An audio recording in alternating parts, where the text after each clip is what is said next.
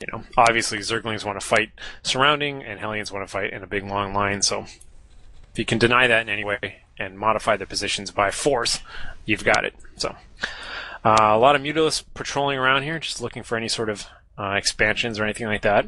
We're kind of in a lull in the game right now. Once again, I'd like to give a good shout out to all 230 of you for showing up today and supporting our scReddit Open tournament. Good game so far, you know. I'm not one of those guys who fakes interest in stuff. You know, when I try and find interesting aspects in any game, but this is a game I'm actually genuinely interested in because I like all these players. You know, it's more than just the actual, you know, this game might just end up being a typical Zerg versus Terran game, but in the moment when you're watching it, this is fun. I like this stuff. And, you know, and like I said, I'm pretty biased. I'm cheering for Chompy here, so sorry that you're not getting, like, completely scientific, like, you know, non-biased reports here, but I like Chompy. I want to see him win because of the fact that RedAlert is such a good Terran player. He is the unbeatable Terran player, and I want to know that a Zerg can stand up against this kind of an army, because frankly, with everybody talking so much about potential Terran imbalance, I would love to see a perfect Terran player not be able to win versus a Zerg player, but something tells me I'm not going to see that today. Maybe not even once. Chompy being really ambitious with his expansions at the moment, grabbing that gold, and once again we see these perfect Maynards. You know, not only does he grab the gold, but he's all over it. And take a look at those minerals up there. He's really watching it hard. So we got the Zerglings versus the Hellions with the Mutas are just going to clean house on that. I don't need to tell you. And, you know, I know Day9 criticizes people for throwing out words like counter a lot, but I would argue that Mutas really do fundamentally counter Hellions. But then again, you know, I don't want to underanalyze things.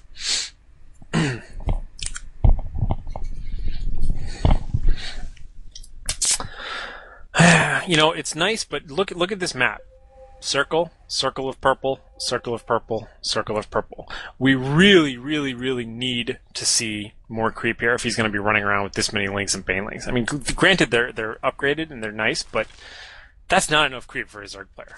But this is worth noting here. This Greater Spire. Now we're talking.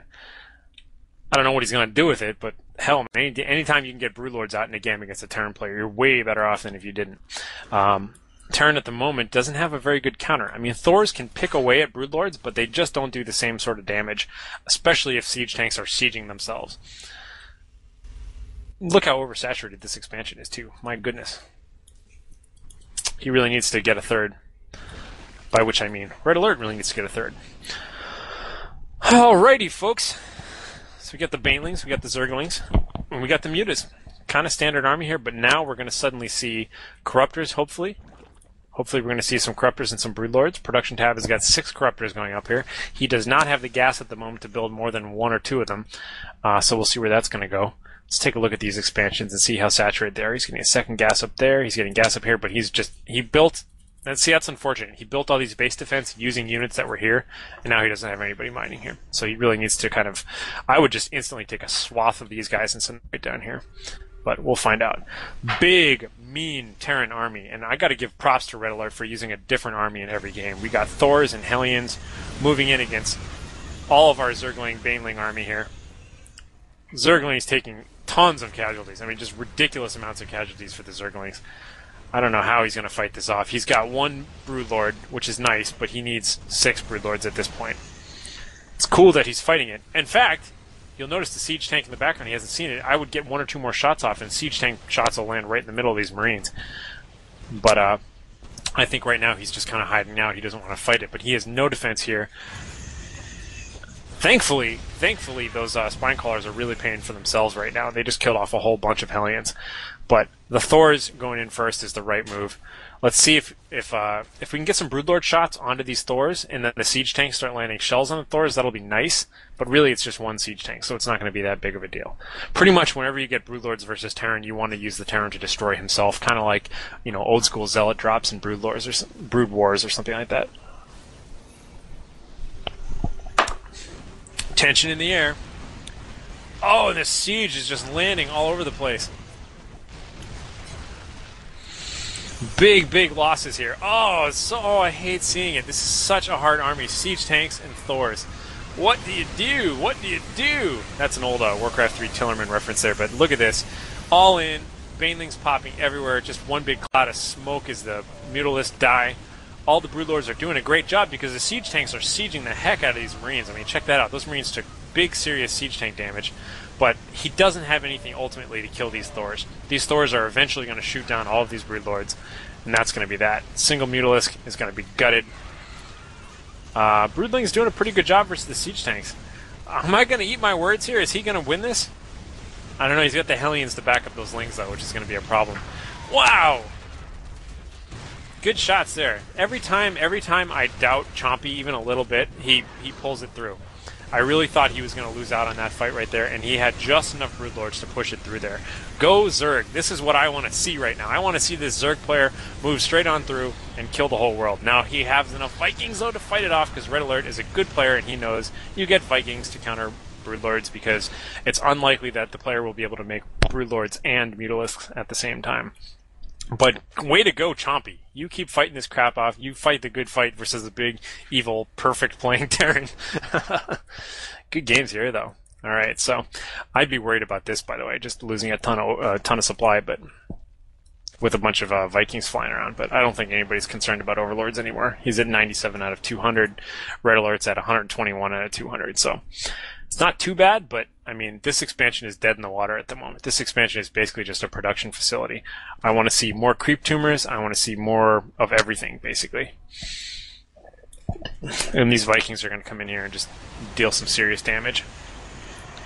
Vikings are just kind of weird. You know, almost anybody will tell you that in any given matchup, Vikings lose, but at the same time, their range 9 really gives them an advantage, especially when they outnumber you. That's kind of all they need to do. They're the swarmy Zerg unit of Terran anti-air, I guess. I don't know. I'll stop making analogies now and just start commenting on the game. So, he's just, oh, this is bad micro, bad micro. No, no, no, get those out of there, Chompy. No! I mean, luckily he's chasing him away a little bit, but like I said, when they outnumber you like that, they can just use their range to your advantage. They get a couple more shots off before you start getting shots off, and suddenly their advantage becomes more than simply their arithmetic difference. Yeah, think about that one. Still winning it out. Only going to take out one. RedAlert's just doing a great job here. Thankfully, though, Chompy's got the right idea. He's got the good ground army. He's going to lose a lot of these Overlords, so I kind of would have wanted to put these Overlords elsewhere. Not enough Mutas. Come on, Mutas. No, don't go in one at a time. A lot of little resupply. Single. Oh, and the Hellions coming on in to burn everything up from behind. My single biggest criticism of the patch, or at least coming out of beta, was getting rid of attack move with unit rally points. I hate that. Oh, poor Zerglings run to their death up here. Siege tanks everywhere. Hellions everywhere. Come on, Chompy. Do it again. Surprise me. Don't just simply die to millions of siege tanks. Darn. How's he doing? He's spending all of his money. I think Chompy might be starting to get tapped out here. Planetary defense. Planetary fortress up. Gold is just producing a little bit of gas, and that's about it at the moment. There's really nothing here for gold. This final attack here is probably going to end gold. Let's see how well he can resupply, though. His main is finally completely mined out. One thing I like about Zerg is Zerg can be a little bit sloppy with their mains sometimes because they can just mine them out a lot slower, and it kind of works out the same. Queen, please, you have so much energy. Please, spread creep. I know he's got so much else to think about right now, but creep is the way to go. I like this. I like the fact that RedAlert, by the way, is just taking out this expansion nice and casually. He's not going to just throw a bunch of units there. He's not going to take any losses.